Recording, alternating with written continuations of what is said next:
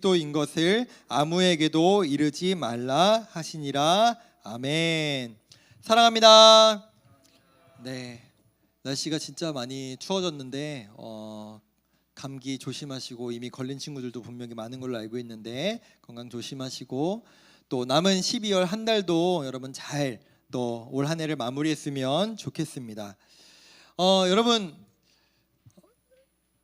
트렌드가 이 대한민국에서 뭐 전 세계적으로 트렌드가 정말로 빠르게 변하는 것 같습니다.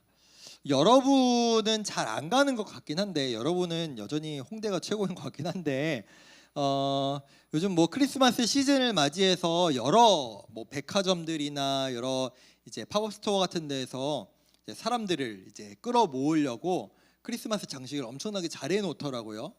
얼마 전부터 이제 유명해진 데가 이제 더현대 서울 같은데, 또 신세계백화점이나 롯데백화점 같은 데도 명동에 있는 백화점들도 엄청나게 멋있게 이렇게 잘 해놓는데, 성탄절을 떠나서 최근 들어서 제가 유튜브 영상들을 많이 살펴보니까 가장 대한민국에서 현재 트렌디하고 그리고 임대료가 가장 많이 오르고, 그리고 기업들이 가장 많이 투자하고 또 건물을 세우고 회사가 들어가는 지역이 하나 있다고 합니다. 혹시 어딘지 아시나요?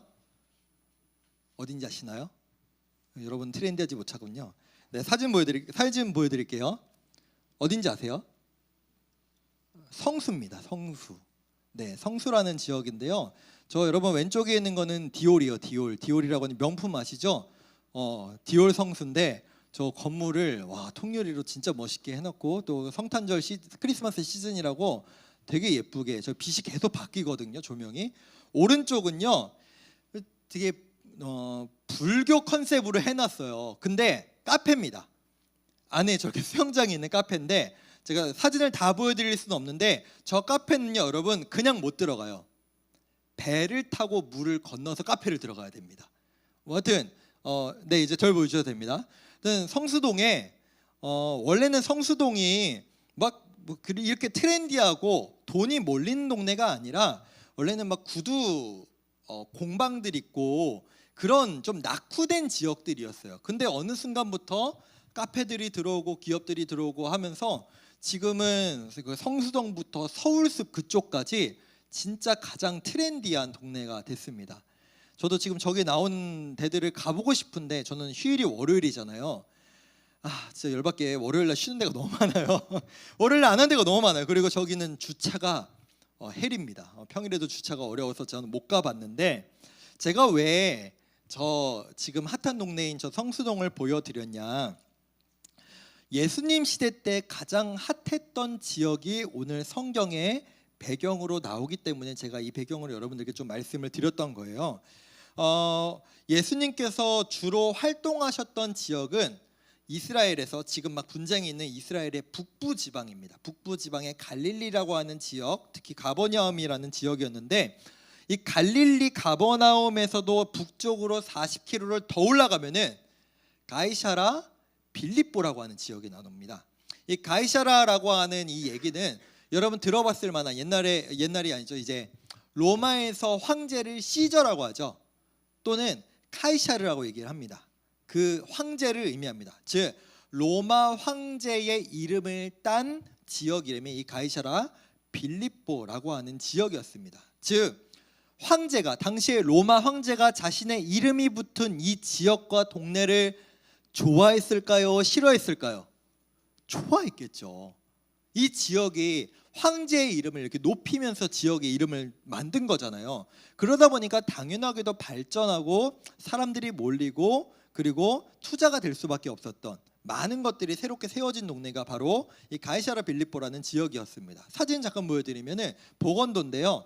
하여튼 여기에는요 여러분 어떤 것들이 가장 많았느냐, 로마 제국 시대 때 로마의 지배를 받는 가장 발전된 도시들, 사람들이 몰리는 도시들의 가장 첫 번째로 세우는 게 뭐였느냐, 바로 신전이었습니다. 신전. 네, 저를 보여주세요. 로마 황제를 숭배하는 신전도 있었고요. 그뿐만이 아니라 제가 여러 번 말씀드리지만, 그리스 로마 시대 때 그리스 로마, 여러분들이 잘 알고 있는 그 신화, 제우스, 포세이돈, 헤르메스, 이런 신들, 아테네, 아르테미스 이런 신들을 섬기는 신전들이 가장 먼저 세워졌던 게 당시 로마 제국에서 가장 발전된 도시들이 하는 일이었습니다. 이 지역은요, 이곳에서 나오는 물이 이스라엘 상수원의 50%를 차지할 만큼, 여러분, 물을 차지한다는 건 권력을 차지한다는 거거든요. 여러분, 지금 저희가 이제 내년 1월 14일에 캄보디아를 가는데, 제가 2020년이죠. 제가 2020년에 캄보디아에 갈만 해도 캄보디아에 있던 강과 호수가 물이 어마어마하게 많았어요. 근데 제가 얼마 전에 충격적인 그 뉴스를 봤는데, 중국의 샨샤댐이라는 게 지어지고 나서부터 인도차이나 반도에 있는 그 지역의 국가들이 댐을 막아버리니까 물이 안 내려오니까 물이 너무 모자라서 원래 어업을 하던 사람들이 어업을 못하고, 물을 사용해서 농사를 짓던 사람들이 농사를 못 져가지고 지금 되게 어려움에 처하고 있다는 이야기를 들었거든요. 근데 지금 이 가이사라 빌립보 지역의 이스라엘 전체 상수원의 50%를 차지한다? 권력과 힘이 있는 지역, 사람들이 가서 살고 싶은 지역이 바로 이 지역이었다는 거죠.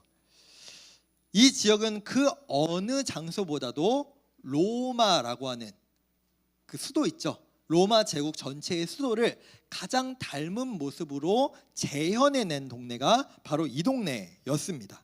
그러니까 진짜 우리가 생각하는 것처럼, 와, 진짜 높은 건물들도 너무 많고 너무 예쁜 조형물들도 너무나 많고, 사람들도 막 패셔너블하고 돈도 막 몰리고, 그러니까 시끌벅적하고, 막 가면은 막 가슴에 막 두근두근 거리는 그런 동네가 바로 이 동네였던 거예요. 가장 발전한 동네, 가장 사람들이 몰리는 동네. 근데 예수님께서 이 시대에 가장 발전하고 사람들에게 트렌디했던 이 지역에서 제자들에게 이런 질문을 하십니다. 13절입니다. 예수께서 빌립보 가이사라 지방에 이르러 제자들에게 물어 이르시되 사람들이 인자를 누구라 하느냐라고 물어봅니다. 여러분, 설문조사를 할 때, 요즘은 요 설문조사를 어떻게 하느냐에 따라서 이게 뭐 조작이다, 뭐 제대로 한 거다, 되게 말이 많은데, 보통 설문조사를 할 때 가장 신빙성이 있으려면은 많은 표본이 있어야겠죠. 많은 사람들한테 설문조사를 해야지. 여러분, 100명 조사한 거랑 10,000명 조사한 거랑 뭐가 더 신뢰성이 있습니까? 당연하게 10,000명 조사한 게 신뢰성이 있겠죠.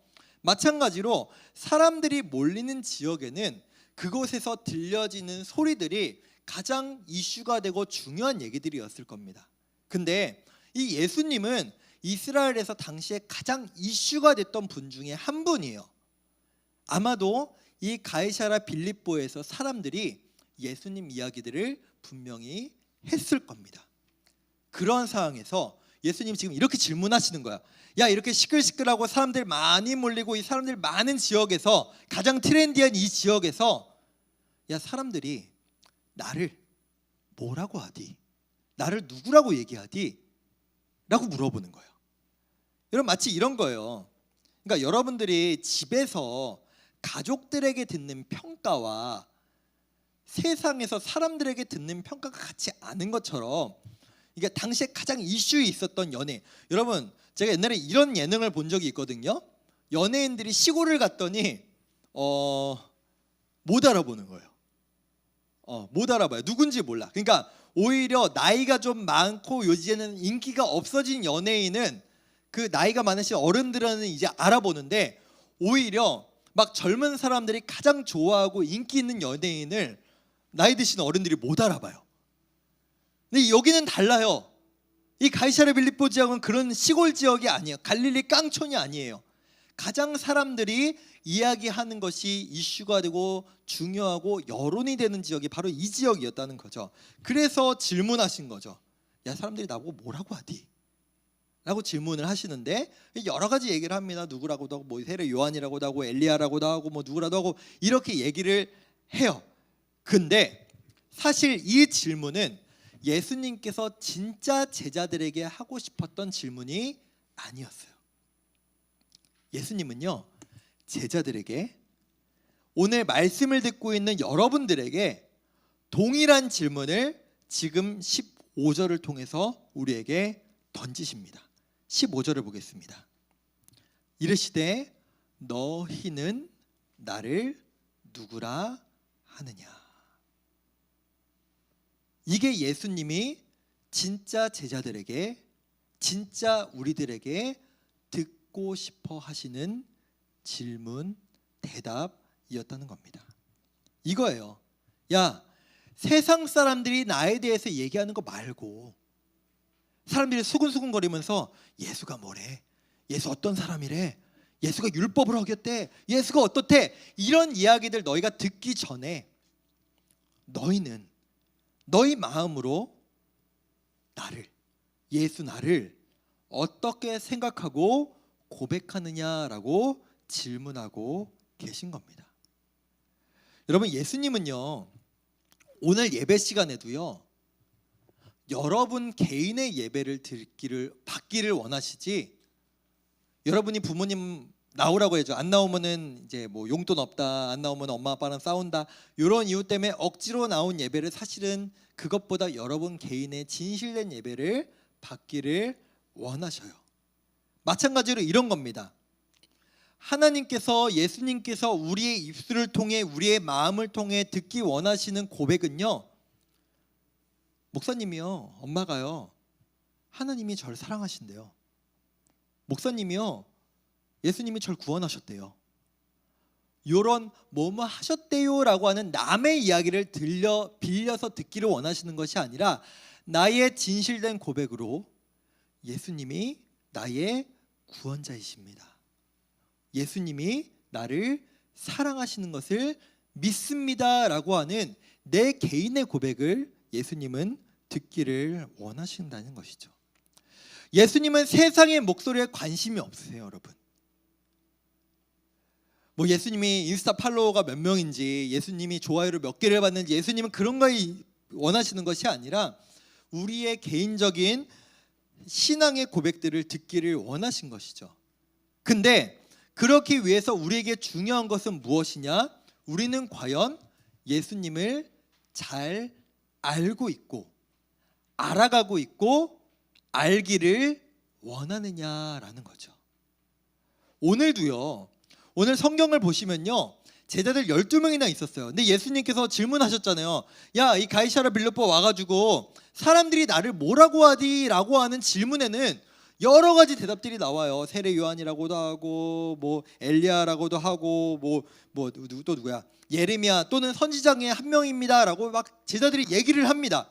남의 얘기를 듣고는 얘기를 해요. 근데 정작 예수님께서 그럼 너는 나를 누구라 하느냐? 라고 하는 질문에는 한 사람만 대답해요. 딱 한 사람만. 누구죠? 베드로죠. 주는 그리스도시요 살아계신 하나님의 아들이십니다 라고 하는 고백을 베드로가 직접 한다는 거죠. 우리 다시 한번 16절의 말씀을 볼까요? 16장 16절. 시몬 베드로가 대답하여 이르되 주는 그리스도시요 살아계신 하나님의 아들이시니이다. 아멘. 여기에서 그리스도라고 하는 말은요, 크리스토스라고 하는 헬라어, 즉 기름 부음 받은 자라고 하는 의미입니다. 기름을 부었다는 이야기는요, 제가 뭐 복잡하게 말씀드리지 않을게요. 하나님께서 그의 권위를 인정하셨다라고 하는 뜻을 가지고 있습니다. 구약시대 때 왕과 제사장과 선지자가 기름 부음을 받았는데 예수님이 하나님께 그 권위를 받은 분입니다. 근데 여기서 끝나지 않아요. 왜냐하면은 구약시대에도 왕은 있었고요, 제사장도 있었고요, 선지자도 있었어요. 근데 여기서 끝나지 않죠. 그 다음 고백이 너무나 중요합니다. 살아계신 하나님의 누구라고요? 아들이십니다. 하나님이십니다 라고 하는 고백을 지금 베드로가 했다라는 것입니다. 그리고 예수님은 이 고백을 너무나 기뻐하셨죠. 이 고백을 너무너무 기뻐하셔서 내가 너의 그 고백을 반석에 세워 교회를 세우겠다라고 말씀하세요. 여기에서 여러분 천주교와 이제 개신교가 이제 갈라지는 겁니다. 이제 천주교는 이 베드로가 고백한 것 때문에 베드로가 반석이 돼가지고 베드로가 이제 일대 교황이라고 얘기를 하거든요.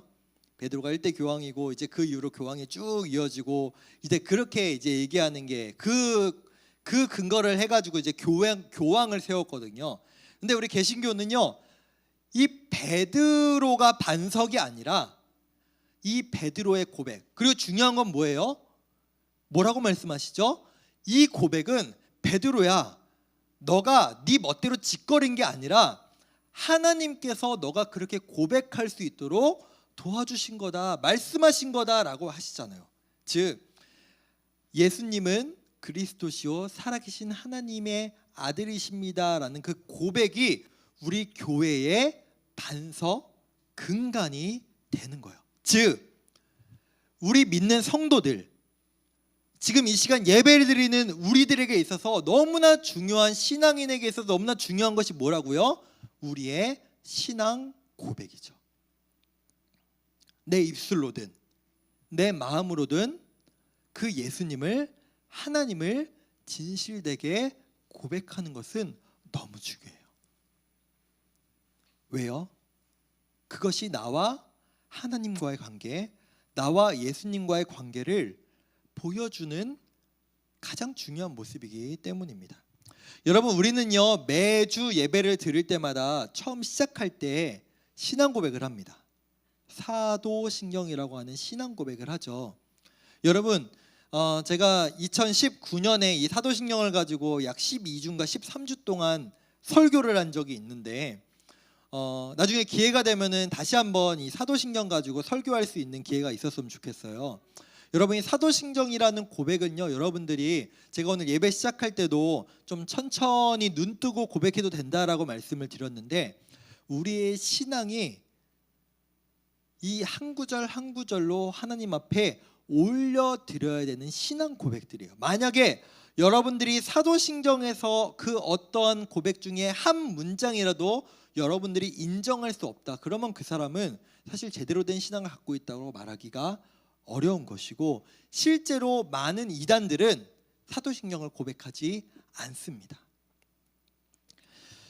저는요 오늘 말씀을 통해서 여러분들 또 제 자신이 다시 한번 기억하고 우리의 신앙을 돌아보기를 원하는 것이 무엇이냐면은, 하나님께서 우리에게 우리의 마음에 찾아와 주시고 우리의 마음을 만져주셔서 우리가 그저 세상 사람들이 말하는 고백, 내 부모님이 말하는 예수님에 대한, 하나님에 대한 얘기, 목사님이 말해주는 이 성경의 이야기, 예수님이 그렇대요, 하나님이 그렇대요, 여기에서 끝나는 것이 아니라 여러분의 입술과 여러분의 마음으로 하나님, 저를 진짜 사랑해 주셔서 감사합니다. 예수님, 저를 위해 이 땅에 오시고 저를 위해 십자가에 달려 죽으시고 나를 구원해 주신 것을 내가 믿습니다. 내가 그것을 고백합니다. 예수님, 내가 예수님을 믿기 때문에 구원받을 수 있다는 것을, 천국에 갈 수 있다는 것을 내가 진실로 믿습니다 라는 고백이 여러분의 마음을 통해, 여러분의 입술을 통해 진실되게 고백되었으면 좋겠습니다. 그것이 바로 우리 신앙 고백, 너무나 중요한 신앙의 고백, 마음의 고백이기 때문이에요.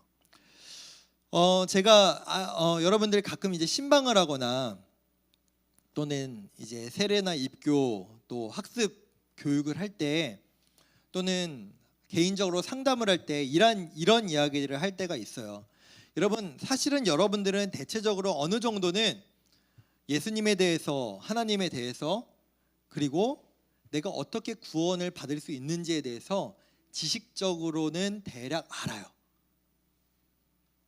예수님께서 인간의 몸을 입고 이 땅에 오셨고, 그 예수님께서 나 대신에 모든 죄를 지시고 십자가에 달려 죽으시고 부활하심으로 죽을 수밖에 없는, 하나님과 함께할 수밖에 없는 내 영혼을 하나님께로 인도해 주셨다라는 것 다 알죠. 이게 모르는 사람이 왜 없겠습니까? 다 알 거예요.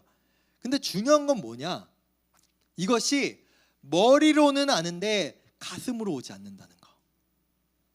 가슴으로 와닿지 않는다는 거. 지식적으로는 알겠는데 내 마음의 진실된 고백으로 하나님 앞에 올려드리기 어려워한다라는 것이죠. 사랑하는 여러분, 여러분들이 이것을 하나님 앞에 놓고 기도했으면 좋겠어요. 하나님, 내가 이미 알고 있는 예수님에 관한 것들, 하나님에 관한 것들, 성경의 내용들이 베드로처럼 하나님 앞에 마음을 다해 고백할 수 있는, 내 진심을 다해서 고백할 수 있는, 머리로 알던 것이 마음으로도 알게 되는 그 일이 내게도 있게 하셔서 하나님을 향해, 예수님을 향해 마음껏 신앙 고백할 수 있는 내가 되게 해달라고 여러분들 기도했으면 좋겠습니다. 여러분, 하나님은요, 여러분을 통해서 세상 가운데 그 하나님의 영광을 드러내기를 원하세요. 예수님의 사랑을 드러내기를 원하십니다. 그래서 요한일서 4장 15절에서 이런 말씀을 우리에게 주십니다. 요한일서 4장 15절입니다.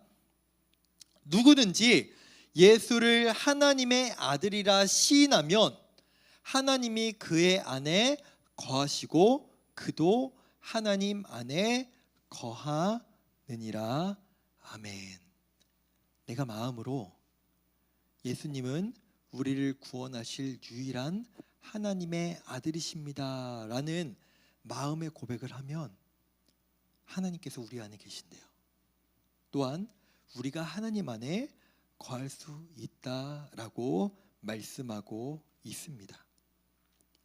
사랑하는 여러분, 사실 우리는 우리의 신앙조차, 아니 내가 교회를 다닌다는 것조차 막 마음껏 막 드러내는 것을 좀 불편해하고 부담스러워하는 세상을 우리는 살아가고 있는지도 모릅니다. 왜냐?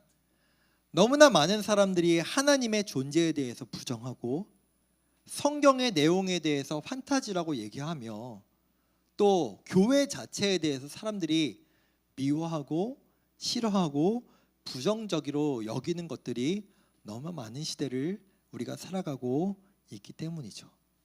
그런 가운데 많은 이야기들이 있죠. 성경은 소설이잖아. 사람이 원하는 게 제일 중요하지. 사람이 느끼는 게 제일 중요하지. 사람이 우선이지. 그러면서 하나님의 창조 질서를 무너뜨려 가고 있죠. 하나님은 분명히 우리에게 세상을 창조하실 때 남성과 여성으로 창조하셨는데, 근데 지금 진행되고 있는 법들이 무엇이냐? 차별금지법이나 인권 조항들을 통해서 말로는 인권이라고 얘기하지만 정작 성별을 50개로 만들겠다는 지금 많은 사람들의 그 주장들, 이게 인권이라고 말하는. 여러분, 이게 인권이 정말 맞습니까? 내가 남자인데 내가 여자라고 생각하면 여자 화장실 마음대로 들어가도 되는 게 인권이 맞습니까? 좋지 않은 것을 마치 좋은 것 마냥 포장하고, 또한 성경에 나오는 내용들을 마음대로 왜곡하고 마음대로 폄하하며 그것은 아니다라고 말하는 이 세상 속에서 마치 가이사라 빌립보에서 가장 추잡하고 가장 세속적이며 가장 세상 사람들이 좋아하는 것들이 수군수군 거려지는 그 세상 속에 살아가는 우리는 세상에 무엇이라고 말할지라도 예수님만이 나의 구원자 되시고 하나님이 이 세상을 창조하셨으며 하나님께서 나를 그 구원의 길로 인도하실 것을 믿습니다 라고 하는 그 여러분의 신앙의 고백이 이 시대를 살아가는 여러분들에게 분명히 있기를 간절히 소망하고 축복합니다. 말씀을 맺겠습니다. 오늘 설교 제목이 너의 고백입니다. 너의 고백. 엄마의 고백 아니고요, 목사님의 고백 아니고요, 선생님의 고백 아닙니다. 나의 고백. 예수님을 향한 나의 고백. 여러분, 개개인이 나를 위해 이 땅에 오신 예수님, 나를 그 누구보다 사랑하시는 예수님을 내 마음을 다해, 내 입술을 다해 베드로처럼 주는 그리스도시요 살아계신 하나님의 아들이십니다. 그 고백이 하나님 앞에 진실되게 올려질 수 있는 날이 우리에게 분명히 있기를, 하나님께서 우리의 마음을 그렇게 만져주시고 머리로만 알던 그 지식이 내 마음으로도 믿어지는 그 날이 우리들에게 또 오늘 분명히 나타날 수 있기를 간절히 소망하며 축복합니다. 이 시간 함께 그 마음으로 이 찬양의 고백을 주 앞에 올려드립니다.